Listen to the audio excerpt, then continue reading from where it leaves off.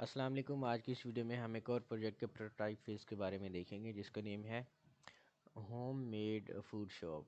ठीक है, ये हमने ASP.NET में बनाना था, लेकिन हमने PHP के अंदर ही बनाया हुआ है क्योंकि टीचर हमें अलाउ कर रहे हैं।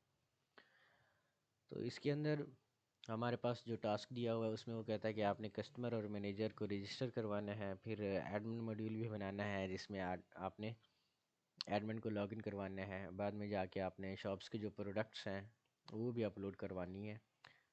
ठीक है जी, तो ये सारी चीज़ें आपने यहाँ से रीड आउट कर लेनी है। अब इसमें जो हमारा टास्क बनता था कि जो एडमिन होता है उसकी अथॉरिटी क्या है। अब देखें, एडमिन सबसे पहले जाके वो लॉगिन करेगा हमारे प्रोजेक्ट में, और बाद में एडमिन जाके ही शॉप्स वगैरह को ऐड करेगा।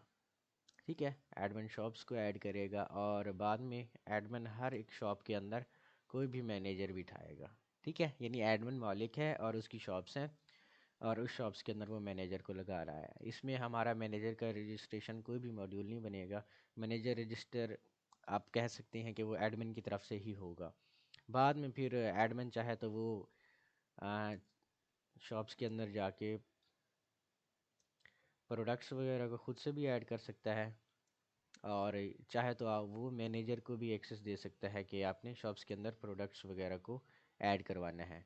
अगर आप फाइनल इसकी रिक्वायरमेंट्स को देखें, क्योंकि मैंने आपका ये जो प्रोजेक्ट है वो फाइनल को ही देख के बनाया है कि आप फाइनल भी हमसे ही बनवाएंगे, तो ये हमारी फंक्शनैलिटी बनेगी। बाद में जाके हमारा जो कस्टमर है वो हमारे पास सबसे पहले रजिस्टर करेगा और बाद में जाके वो फिर लॉगिन करेगा, वो शॉप्स को देखेगा, सर्च कर सकेगा शॉप्स को।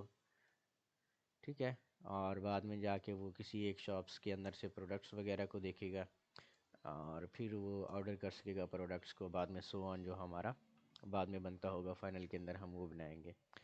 तो मैंने आपको एक जिप फाइल दी होगी कुछ इस तरह से, आपने इस जिप फाइल को एक्सट्रैक्ट करना है और htdocs फोल्डर के अंदर मैंने आपको एक वीडियो भी दी होगी कि उसकी मदद से आप इसको कैसे रन करवा सकती हैं। तो अभी के लिए मैं हमारे पास ये होम मेड आई थिंक ये इसका फोल्डर है, इसको हम अपने लोकल होस्ट के अंदर जाके लोकल होस्ट स्लैश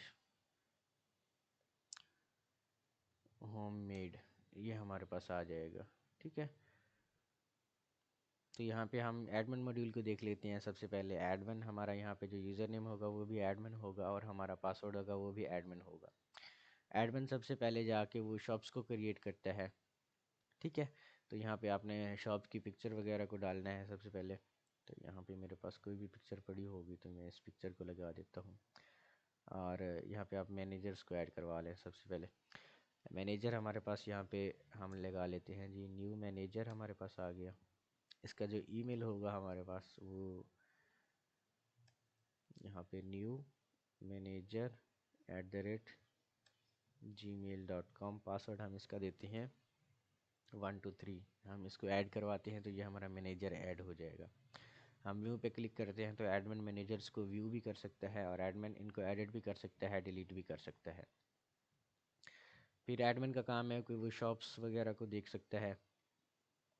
यहाँ पे हम शॉप की पिक्चर कोई भी अपलोड करते हैं, अगर मेरे पास पड़ी है तो। शॉप का नेम हम यहाँ पे न्यू मैनेजर शॉप ये रख लेते हैं, और इसका जो मैनेजर असाइन करते हैं वो न्यू मैनेजर होगा। फिर हम लोकेशन कोई भी दे देते हैं, स्टेटस इसका अप्रूव्ड है, और यहाँ पे कॉन्टैक्ट इसका ये दे देते हैं। ऐड शॉप पे क्लिक करते हैं तो हमारी शॉप ऐड हो जाएगी। एडमिन सारी शॉप्स को व्यू भी कर सकता है, वो उनको एडिट और डिलीट भी कर सकता है। यहाँ से एडमिन को हम लॉग आउट करवाते हैं। ये हमारा एडमिन मॉड्यूल था। ठीक है, कस्टमर जब आता है तो वो यहाँ से शॉप्स वगैरह को भी देख सकता है, उनके अंदर प्रोडक्ट्स वगैरह को भी देख सकता है। अभी हमारे पास कोई भी प्रोडक्ट्स नहीं है।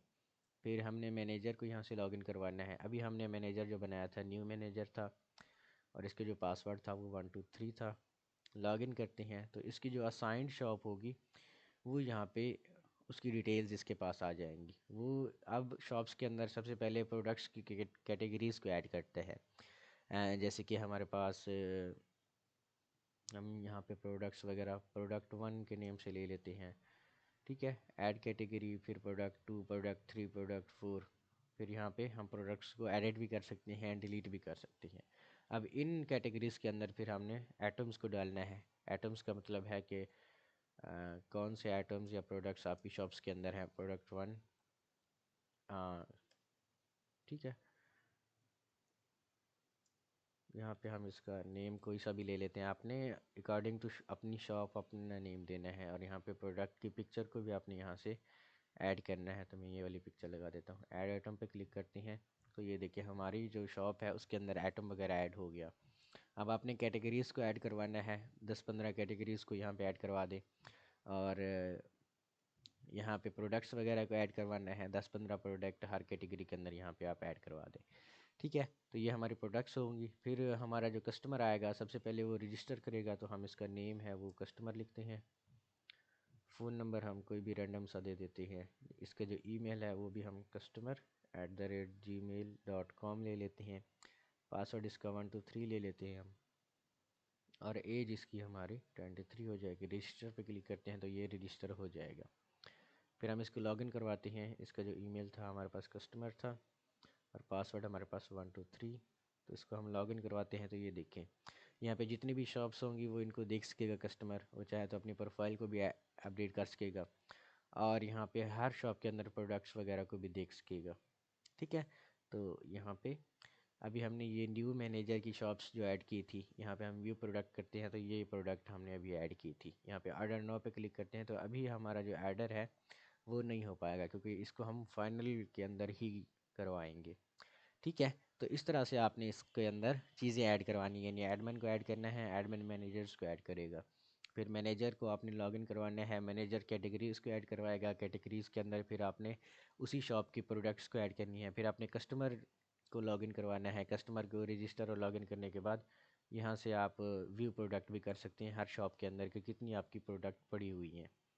ठीक है, तो ये आपका प्रोटोटाइप था।